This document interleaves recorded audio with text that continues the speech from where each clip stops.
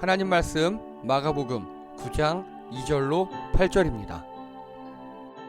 그리고 엿새 뒤에 예수께서 베드로와 야고보와 요한만을 데리고 따로 높은 산으로 가셨다.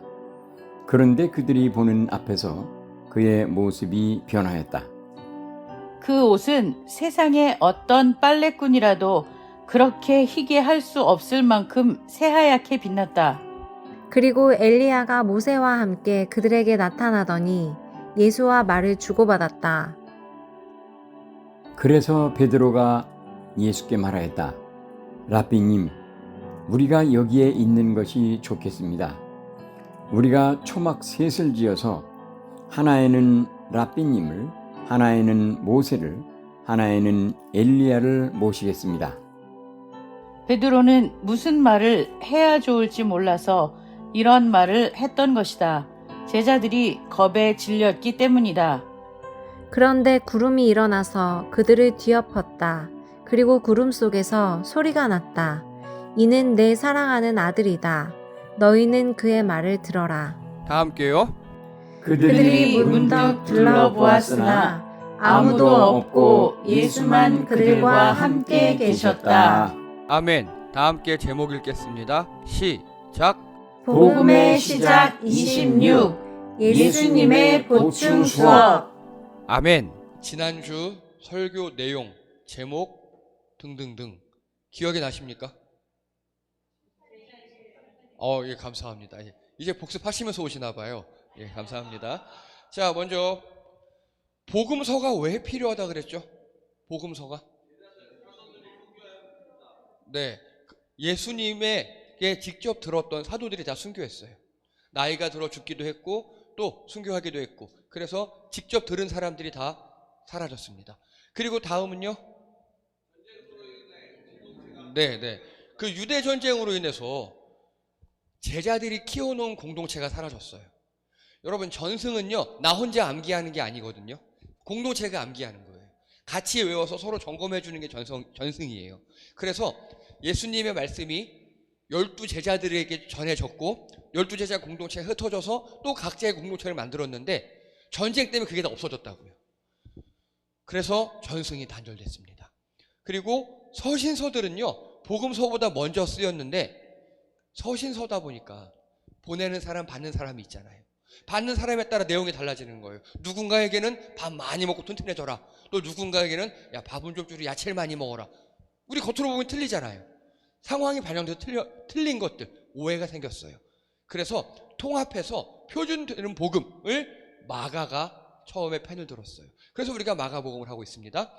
마가는요, 한마디로 금수저예요. 금수저. 신앙적으로나 세상적으로나 학벌로나 완전한 금수저.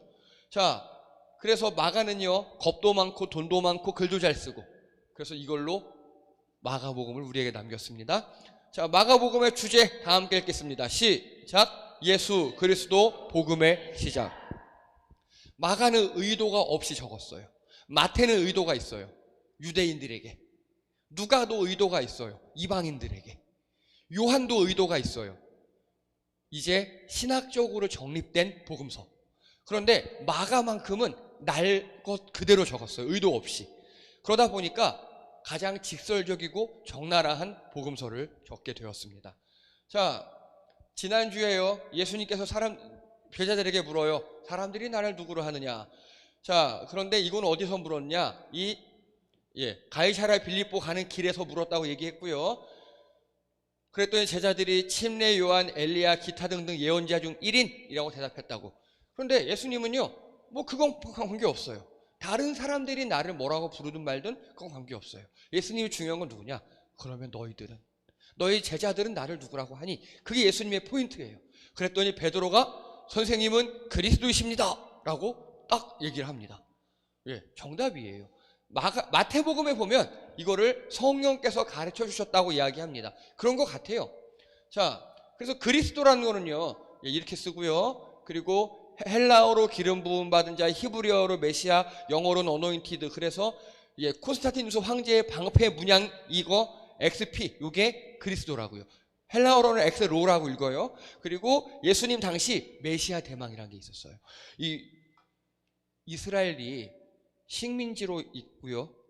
그리고 또 압제를 당하고 있고요. 그리고 아픈 사람도 많고 그러다 보니까 메시아관이 우리를 와서 독립시켜주고 평화를 만들어주고 그리고 이제 모든 문제를 해결할 그런 일종의 생활 문제를 해결하는 정치적 메시아로 굳어버렸어요. 그걸 메시아 대망이라고 합니다. 이 제자들도 그런 메시아를 원하고 있는 거예요.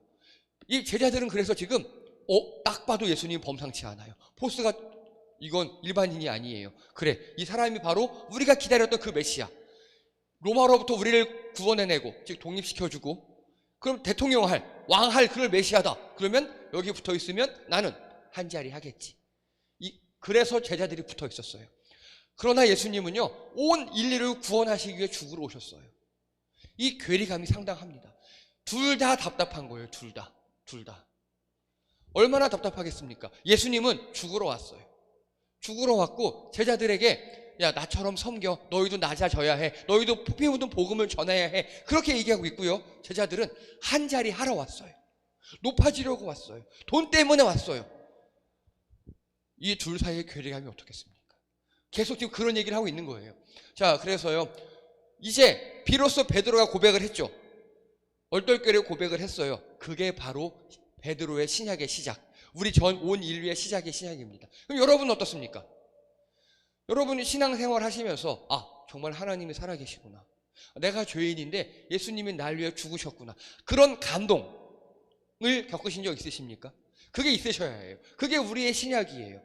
우리가 어떠한 이유로 교회를 나와요. 어떠한 이유든 다 다양할 수 있어요. 그래서 기독교인, 종교인이 될 수는 있습니다만 정말 하나님의 자녀, 예수님의 제자가 되려면 나와 예수님이 1대1로 만나는 그 감격이 있어야 합니다.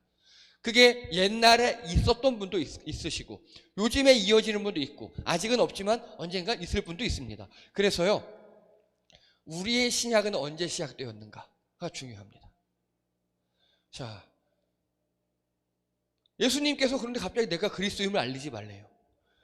그리고 많은 고난을 당해야겠고 종교 기득권자들에게 배척을 당해야 되고 또 죽은 다음에 3일 만에 부활해야 한다. 예수님 진짜 목적을 처음으로 밝혔어요. 제자들에게 진짜 목적을. 나 이래서 왔다. 그랬더니 베드로가 예수님을 붙잡고 주님 안 됩니다. 절대로 이런 일에 주님께 이래서는 안 됩니다. 죽으면 안 돼요. 막 이렇게 이야기합니다.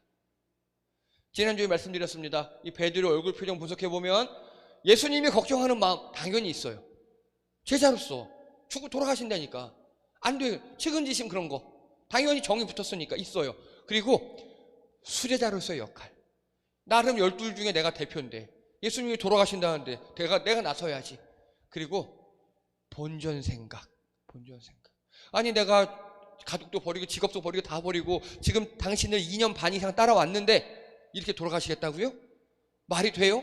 당신이 한 자리 하셔야 나도 콩고물을 떠먹지, 나도 한 자리를 하지. 이런 본전 생각. 아마도 예수님께서 베드로에게 사탄아 내 뒤로 물러가라, 너는 하나님을 생각하지 않고 사람의 일만 생각하는구나 라고 하는 걸 봤을 때 이 본전 생각이 제일 크지 않았을까. 다른 게 없었다는 게 아니에요. 우리도 마찬가지잖아요. 우리도 어떤 일을 할 때 한 가지 이유로만 하진 않잖아요. 여러 가지 이유가 섞이지만 그중 제일 큰 이유, 오늘 베드로가 예수님을 말렸던 가장 큰 이유가 본전 생각이 아니었을까 싶습니다. 그래서 그 예수님은 베드로에게 사탄이라고 불러요. 자, 내가 하는 일이 하나님 일이 되게 해야 합니다. 지금 베드로가 하는 일은요, 하나님의 일이 아니에요. 오히려 하나님의 일을 막는 일이에요. 여러분 어떠십니까? 여러분들 직장 생활 하시고요, 또 가정에서도 이렇게 생활하시고 학교 생활 또 등등등 여러 가지 생활 하십니다. 거기서 여러분들 하시는 일이 하나님의 일입니까? 아니면 사탄의 일입니까? 물론 여러분들이 온전하게 하나님만 생각한다? 예, 여러분 일이 그렇게 되게 만들면 됩니다. 하나님은 기뻐하실 겁니다.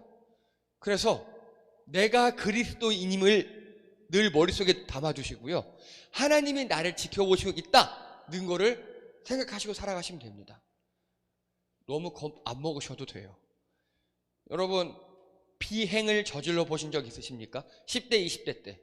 여기서 비행이란 엄마 아빠가 알면 안 되는 일, 엄마 아빠가 알면 혼나는 일. 네, 교회에서 거짓말하면 안 됩니다. 예, 피리침 하나 들고 다니셔야 합니다. 마찬가지잖아요. 우리도 누구나 분명히 내가 엄마 아빠를 좋아하고 부모님을 사랑하고 하지만 가끔은 부모님이 싫어하실 만한 일 몰래 하기도 하죠. 그럼 걸리면 죽습니까? 걸리면 부모가 넌 내 자식이 아니다, 떠나라, 이렇게 하십니까? 혼나죠. 예, 그럼 또 반성하고 돌아오잖아요. 그런 자연스러운 과정이 우리 예수님과 하나님과 있어야 합니다. 그래서 하나님 말씀대로 살아보기도 하고, 가끔 우리도 힘드니까 좀 에이 그러다가 혼나서 다시 돌아오기도 하고, 그런 나와 부모님과의 관계, 나의 자녀와의 관계가 하나님과 있으셔야 해요. 근데 제가 가슴 아픈 거는요, 제가 지금 사역 20년 차거든요. 이제 담임 목사한 지 10년 됐고요. 그 부교육자로 있을 때 10년 동안에 청소년 사역을 많이 했어요. 청소년 사역. 근데 그때 이미 부모님이 행복하시고 내가 거기 사는 애들이 반이 안 됐어요. 그때 이미. 벌써 20년 전 일인데, 그때도 가정이 힘들고 또 부모님과의 관계가 좋지 못하고. 우리 그렇잖아요. 우리 부모님한테 안 좋은 기억들이 있으면 이 하나님과 예수님의 사랑을 받아들이는데 되게 힘들어요. 하나님 아버지 그러면 아버지가 무섭고 맨날 때리는데 하나님 아버지가 어떻게 들어올 수 있어요? 그게 너무 가슴이 아파요. 그래서 여러분, 부모님과 감정이 안 좋으신 분들, 부모님과 나쁜 기억이 있으신 분들은 성경을 통해서 예수님이 하나님 우리를 얼마나 사랑하셨는지 다시금 깨달으시기 바랍니다. 자, 그래서요, 여러분 일이 하나님 일이 될 수 있도록 하나님을 의식하시며 살면 됩니다. 그리고 이 하나님의 일이란 무엇이냐면요, 이 당시에는 예수님께서 죽임당하고 다시 사흘 후에 살아나시는 게 하나님의 일이에요. 그래서 예수님을 믿는 모든 사람이 구원받는 것, 그게 하나님의 일입니다.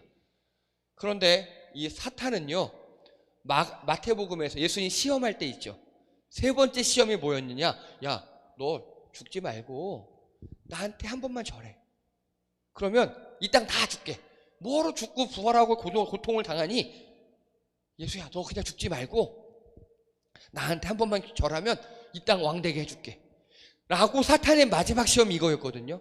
지금 베드로의 마지막, 이 베드로의 안 됩니다, 죽으면 안 돼요, 본전 생각, 그게 바로 이 사탄의 마지막 시험과 맥락이 같아요. 그래서 예수님은 자신의 수제자 베드로에게 사탄아 물러가라, 이렇게 얘기하고 계십니다. 자, 그래서 그러면 과연 하나님의 일, 복음이란 무엇이냐? 우리가 생각해야 될 게요, 복음과 복음의 효과를 구분해야 합니다. 제사에는 관심 없고 제밥만 관심 있다, 우리 속담 있죠. 마찬가지예요. 복음은요, 바로 요한복음 3장 16절이에요. 하나님이 우리를 구원하셨다는 것. 그래서 하나님께서 사랑하시고 주시고 얻게 하려 하셨어요. 세상을 사랑하셨습니다. 그 세상은 코스모스, 즉 창조전 카오스와 반대되는, 하나님이 우리 인간만 사랑하신 게 아니라고요. 온 세상 피조물을 다 사랑하셨고, 그래서 인간을 포함한 모든 피조물을 사랑하셔서 독생자를 주실 만큼 사랑하셨대요. 근데 주시는 게 아니라 외아들 예수님을 죽이실 만큼. 우리 준 건 뺏을 수 있잖아요. 근데 불가역적으로 죽이실 만큼 사랑하셨습니다. 그래서 어린 양으로 대속했다는 거 제가 말씀드렸고요. 이게 바로 복음입니다. 영생을 얻게 하려 하심이라, 지옥 안 가고 천국에 가려 하게 하심이라. 요게 하나님이 하신 일 1, 2, 3입니다. 복음에서 이렇게 하나님이 일을 하셨어요. 그럼 우리가 할 일은 무엇이냐? 바로 그를 믿는 겁니다. 예수님을 믿는 것. 믿는다는 거는요, 지금 일제시대 이후에 우리나라도 관념이 많이 망가졌습니다. 우리나라도요, 조선시대까지만 해도요, 말 한 번 뱉은 걸 문서로 남길 필요가 없을 만큼 거짓말하면 죽는 줄 알았어요. 즉 언행 다 일치했다고요. 근데 요즘엔 그렇지 않잖아요. 교통사고만 나도 블랙박스 확인해야 하고, 말하는 것보단 사인과 어떤 문서가 필요하고, 그런 사회가 되어버렸습니다. 그래서 여기서 믿는다는 거는요, 그냥 마음으로 응 믿어 이게 아니고요, 내가 그걸 온전히 확인해서 그까지 행동으로 가는 것까지가 믿음이에요. 여러분, 갑자기 여러분 꿈에 하나님 같은 분이 나타나셔 숫자 6자리를 불러주셨습니다. 예, 여러분 다음날 로또 사러 안 달려가시겠습니까? 가겠지요. 혹시 내가 못 들었을까 봐 해서 앞뒤로 번호 다 찍어보겠죠. 예, 그게 믿음이에요. 그게 확실히 일어날 것, 확실하다고 해서 내가 행동으로 옮기는 것. 그게 믿음입니다. 그래서 우리가 하는 거는요, 이 1, 2, 3을 확실히 믿고, 그리고 내가 믿고 아 좋다로 끝나면 안 돼요. 믿는 자마다예요. 믿는 자마다. 옆 사람도 믿게 만들어야 돼요. 내가 믿었으니까. 이걸 우리는 전도라고 하는데 이 방법을 세련되게 하셔야 합니다. 세련되게. 예수 천국 불신지옥 70년대에 통했어요. 지금은요 민폐예요. 그렇죠? 집집마다 뚜드리면서 좋은 소식 전하러 왔습니다. 경비부 부르거나 경찰에 신고하겠죠. 예, 지혜롭게 하셔야 합니다. 지혜롭게. 이게 복음입니다. 그래서 복음은요, 우리도 예수님처럼 부활한다는 소망, 현생이 끝이 아니라 천국에서 영생을 기대한다는 것, 현생도 천국처럼 만들어 나가는 삶, 이게 바로 복음이라고요. 그래서 여러분, 복음과 복음의 효과를 구분하셔야 합니다. 제밥에 관심 줄이고 본질에 집중하시는 여러분 되시기 바랍니다. 여기까지가 지난주예요. 이게 되게 중요해서 제가 길게 했어요. 이제 오늘 본문입니다. 다 함께 2절 읽겠습니다. 주보에 있습니다. 시작. 그리고 엿새 뒤에 예수께서 베드로와 야고보와 요한만을 데리고 따로 높은 산으로 가셨다. 그런데 그들이 보는 앞에서 그의 모습이 변하였다. 예수님께서 제자 셋 데리고 산으로 가셨대요. 지금 어제 지난 이야기는요, 이 가이사랴 빌립보까지 가는 길이야 그랬죠. 높은 산에 갔대요. 그 산이 어느 산이냐? 바로 여기 약 25km 북동쪽에 있는 헐몬산, 헤르몬산이라고 불리는 산이에요. 들어보셨습니까? 헤르몬산? 잘 안 들어보셨죠? 예, 이렇게 생겼습니다. 엄청나게 높아요. 그래서 이 헤르몬산은요, 이스라엘 북부에 딱 우리나라로 백두산 같은 산. 뭐 우리도 민족의 영산이라고 부르잖아요. 딱 그 산이에요. 딱 그 산이에요. 왜냐? 일단 최고 높이가 2800이에요. 어마어마하게 높죠. 그래서 만년설이 있어요. 자, 만년설이 있다는 소리는요, 어떤 얘기냐면요, 발원지란 소리예요. 높은 산에, 우리 그냥 만년설이 아닌 높은 산에도 계곡이 흘러서 물이 흐르죠. 그런데 만년설이 녹아서 물이 흐른다는 소리예요. 여러분, 이스라엘은 광야가 많아요. 그런데 이 헤르몬산 밑에 보세요. 수풀이 있죠. 나무가 있고 초원지대가 있어요. 이런 곳입니다. 그래서 광야에 이슬과 물을 공급하고 숲과 초원을 주는 그런 산이에요. 즉, 이 헤르몬산은요, 신에게 바쳐진 곳 혹은 신이 거하는 산이라고 그 당시 사람들이 생각하고 있었어요. 우리나라 정확히 백두산의 이미지와 일치합니다. 민족의 영산, 산신령이 있고 호랑이가 있고 여기는 신이 거하시고, 그래서 신의 은총으로 이렇게 광야에 풀과 나무가 자라는 곳, 여기가 헤르몬산이에요. 오늘 예수님께서 제자 셋을 데리고 그 산으로 정상 등반은 안 하셨을 것 같아요. 못 하셨을 것 같아요. 정상까지는. 나중에 초막 이야기가 나오는 거 보니까 정상까지는 안 가고 어느 정도 높이까지 간 것 같아요. 제자 셋을 데리고 올라갔습니다. 자, 왜 하필 제자 셋만 데리고 가셨을까요? 왜? 나머지 공부하려고? 뭐 좋아요. 자, 3, 4절 읽겠습니다. 3, 4절입니다. 시작. 그곳은 세상에 어떤 빨래꾼이라도 그렇게 희게 없을 만큼 새하얗게 빛났다. 그리고 엘리야가 모세와 함께 그들에게 나타나더니 예수의 말을 주고받았다. 갑자기 올라가더니 예수님이 옷이 하얗게 변했답니다. 옷이. 이스라엘 사람들에게 옷은 어떤 의미입니까? 겉옷. 막 어떤 오랫동안 아팠던 여자가 예수님 옷 만지기도 하고 그랬죠. 그 사람들에게 옷은요, 자신의 지위와 신분과 그리고 모든 걸 나타내는 거예요. 겉옷은. 우리 군인 정복 보면요, 어느 부대 소속인지, 계급이 뭔지, 이름이 뭔지, 어떤 훈장을 받았는지, 어떤 훈련을 받았는지 다 나타나거든요. 똑같아요. 이 이스라엘 사람들의 겉옷을 딱 보면 어느 지파 사람인지, 그 지파에 어느 정도 사람인지 다 나타나요. 그래서 이들에게 겉옷은요, 되게 중요하고요. 특별히 결혼식이라든지 왕의 행사라든지 할 때는 예복이라는 걸 입어야 돼요. 예복. 되게 비싸요. 그래서 그 예복을 결혼식 주인이나 잔치를 만든 사람이 준비하는 게 관례였어요. 예복이 힘드니까. 그런데 예수님 옷이 하얗게 빛났다. 아주 새하얘졌다. 여러분, 우리나라에서는요, 하얀 옷이 일반적이죠. 이 나라에서 2000년 전에 하얀 옷은요, 최고급 1등 옷 그 위상으로 속해요. 최고급 1등 옷이 뭐냐? 보라색 옷이에요. 보라색 옷. 자색 옷, 왕이 입는 옷. 근데 그 위에 옷, 하얀 옷은요, 신성을 나타납니다. 신성을. 그러다 보니까 하얀 옷을 봤어요. 자, 마태복음에는요, 옷이 하얀 게 아니라 얼굴이 하얘졌다고 나와요. 얼굴이. 여러분, 예수님은 보통 못생겼을 것이라고 추정합니다. 근데 얼굴이 미백한 것처럼 하얘졌대요. 근데 전 이거 읽을 때마다 부러웠어요. 저는 어떻게 해도 하얘지지 않아요. 예, 그리고 갑자기 엘리야와 모세가 나타났대요. 그리고 예수님과 함께 막 말을 주고받았대요. 자, 상상해 보세요. 엘리야와 모세가 예수님한테 뭐라 그랬을까요? 호칭을요. 어이 예수 그랬겠습니까? 설마요, 죽으려고. 그렇죠?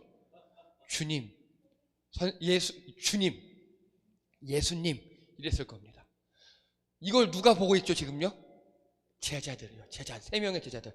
이게 어떤 소리냐면요, 여러분, 최민식 씨가 경찰서에 잡혀왔어요. 영화에서 보면 손에 수갑을 차고 있어요. 그러면서 딱 한마디 던져요. 느그 서장 이렇게 얘기합니다. 그쵸? 봤네. 좋아요. 저희 안 짰어요. 네, 이거죠. 내가 이렇게 범죄자로 잡혀왔는데 나 니네 서장하고 알아, 친해. 그걸 나타내는 거잖아요. 지금 예수님이 얘네들이 하도 자기를 랍비님, 주님, 선생님, 뭐 딱 한 번 성령께서 딱 오셨으니까 그리스도십니다. 아니야 아닌 것 같아 이래고 예수님을 제대로 모르니까 예수님이 그래? 니네가 아는 제일 높고 거룩한 사람? 야 엘리야 모세 내려와봐. 그러니까 엘리야 모세가 어이구 주님 하는 걸 제자들이 보고 있는 거예요. 베드로와 요한과 야고보가. 그럼 베드로와 요한과 야고보가 딱 보니까 우리가 아는 민족의 최고 지도자급 엘리야와 모세가 굽신굽신 거리는 사람, 예수님은 어떤 사람이라는 겁니까? 최소한 그들보다 높은 사람이라는 거죠. 그거를 지금 인증하고 있는 겁니다. 예수님은 그래서 지금 뭘 하시는 거냐면요, 제자들 수준에 맞춰서 내가 신이다, 내가 하나님이다 라는 걸 드러내고 있는 거예요. 이거 예수님 되게 기분이 좀 참담하셨을 것 같아요. 내가 지난 3년 동안 그렇게 얘기했는데, 그렇게 여러 번 했는데 제자들은 바뀔 생각이 없어요. 그냥 뭐 우리 민족을 구원하러 왔겠지, 주님 랍비님 하고 안 돼 이방인은 나 구원 안 해 이러고 있고, 제자들이 변하질 않아요. 변하는 건 둘째치고 예수님이 누구인지를 몰라요 아직도. 왜? 자신의 욕심과 자신의 틀에 갇혀 있어서.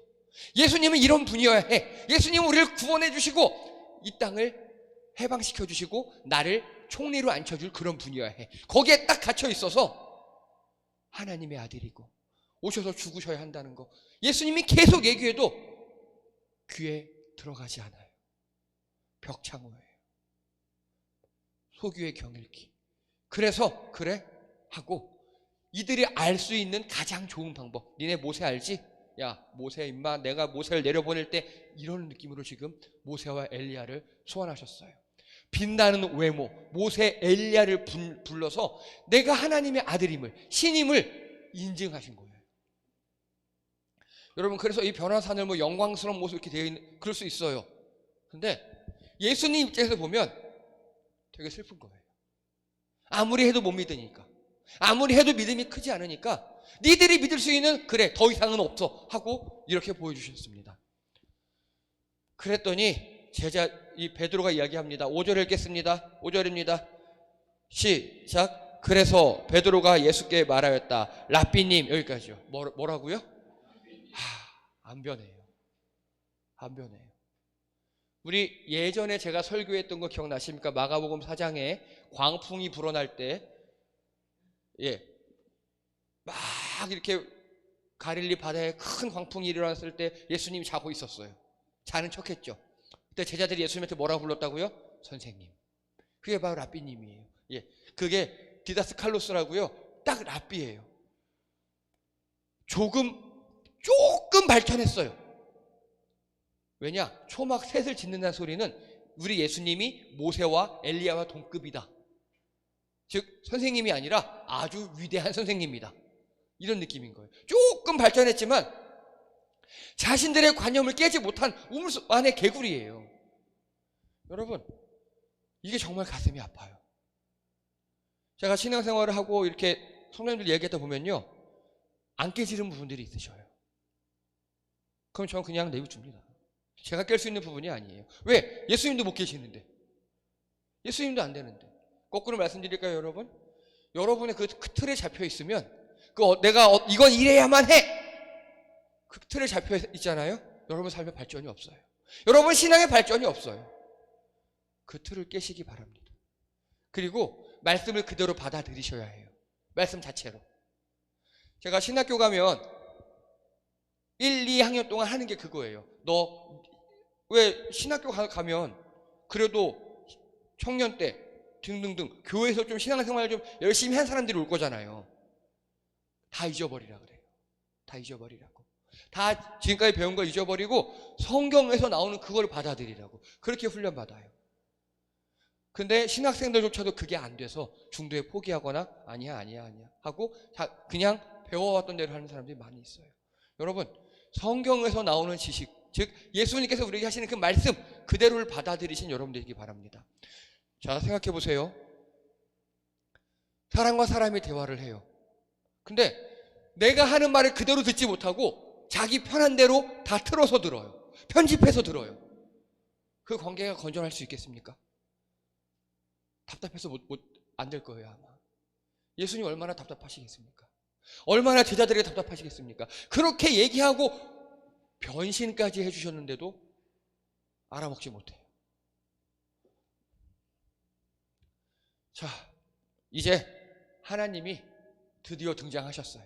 7절입니다. 7절 시작. 그런데 구름이 일어나서 그들을 뒤덮었다. 그리고 구름 속에서 소리가 났다. 이는 내 사랑하는 아들이라. 너희는 그의 말을 들어라. 여러분, 하늘에서 소리가 났답니다. 예수님께서 헤르몬 산에다가 스피커 설치해두지 않으셨겠죠? 그렇죠? 일단 여기서 우리가 봐야 될 건 이스라엘 사람들 감성에 구름이 중요합니다. 왜요? 구름. 우리는 구름하면 어떤 느낌이에요?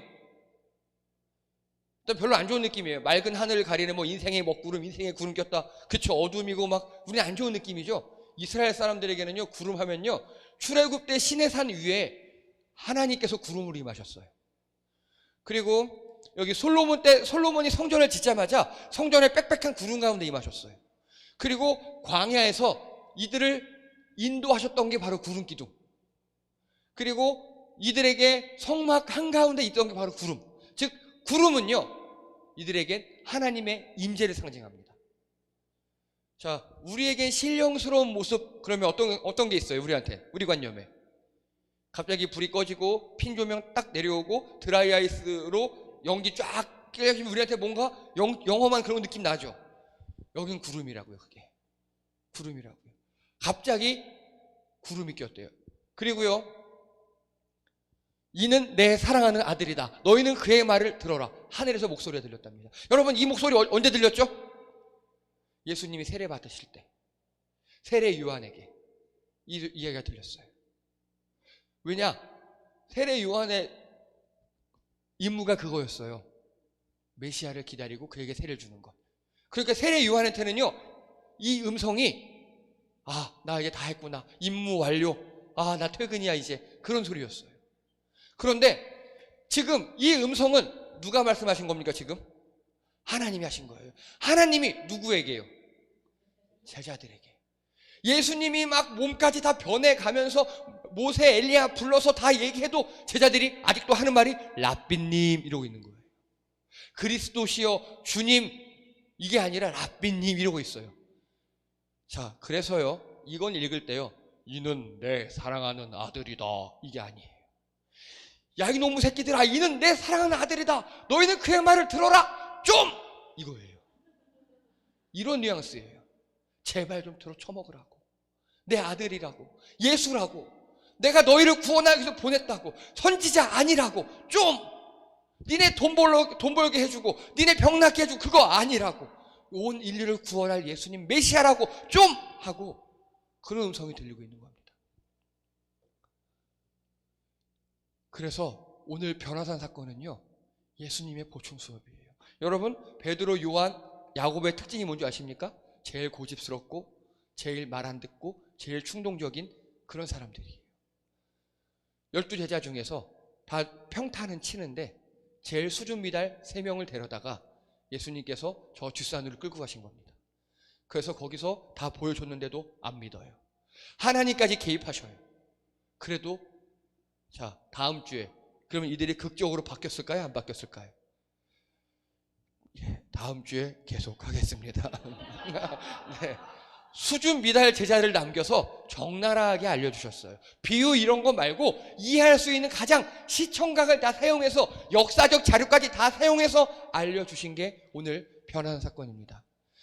사랑하는 성도님들, 여러분 학창시절에 보충 수업 나머지 공부 안 해보셨겠죠? 예, 그렇죠. 다 나는 모범생이었을 테니까. 중간만 가도 그런 거 안 하잖아요. 그렇죠. 예. 여러분, 얼마나 답답하면 예수님과 하나님이 나머지 공부 시켜서 다 보여주고 하나님이 하늘에서 좀 이렇게 했겠습니까? 하나님의 마음을 답답하게 하지 않으시는 여러분 되시기 바랍니다. 시원하게 해드리는 여러분 되시기 바랍니다. 그래서 베드로가 잠깐 성령에서 임재했을 때처럼 주는 그리스도시요 살아계신 하나님의 아들입니다 라고 고백하며 가끔은 넘어지고 힘들 때도 있지만 그래도 주님의 뜻에 따라 이 땅에서 신앙생활 하신 여러분 되기를 주님의 이름으로 축복합니다. 기도합니다.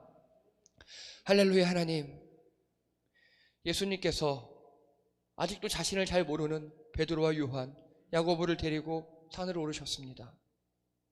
그리고 여러 가지 방법으로 본인이 하나님의 아들임을 증명하셨습니다. 나타내 주셨습니다. 그럼에도 그들은 알아듣지 못했습니다. 하나님까지 말씀하셨습니다. 하나님, 우리가 이런 사람 되지 않게 도와주시옵소서. 이 땅에 살면서 주님의 마음을 기쁘시게 하며 우리 가진 것으로 주님께 영광 돌리며 주는 그리스도시요 살아계신 하나님의 아들입니다 고백하며 우리 삶으로 그것을 나타내는 성도님들 되게 도와주시옵소서. 또 한 주간 담대히 주님을 전할 수 있도록 선한 영향력을 전할 수 있는 힘을 우리에게 허락하여 주시옵소서. 감사드리며 예수님의 이름으로 기도드립니다. 아멘. 예, 수고하셨습니다. 교회 소식 시간입니다. 먼저 간만에 반가운 얼굴 오셨습니다. 우리 하은이 아버지께서 오셨습니다. 예, 감사합니다. 반갑습니다. 예. 건강은 좀 어떠셔요? 건강은 좀 어떠셔요? 예, 감사합니다. 예, 계속 기도하겠습니다. 예. 그리고 저랑 같이 배드민턴 클럽에서 운동하는 27세 그리고 신앙생활을 되게 오래 무태신앙이죠? 네, 자기소개 좀 해주세요. 네, 소개.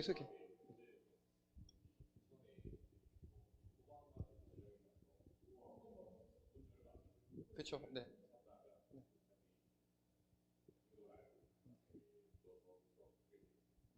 이름도 얘기해줘. 이름.